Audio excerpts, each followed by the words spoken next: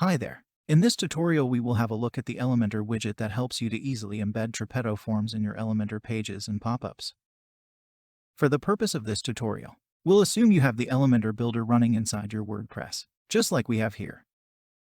Now we can simply add a widget to embed a Tripetto form. To do so, we search for Tripetto in the search bar at the left. And we drag and drop the Tripetto form widget into our Elementor content.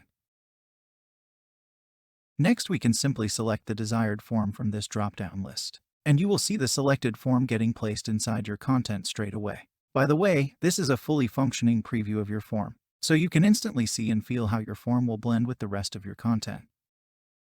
And that's basically it. Of course, you can always configure the embed settings on the left to make your form look exactly the way you want.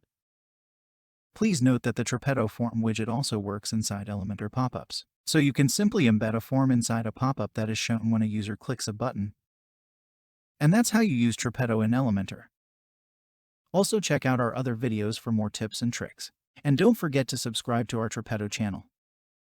Thanks, and goodbye.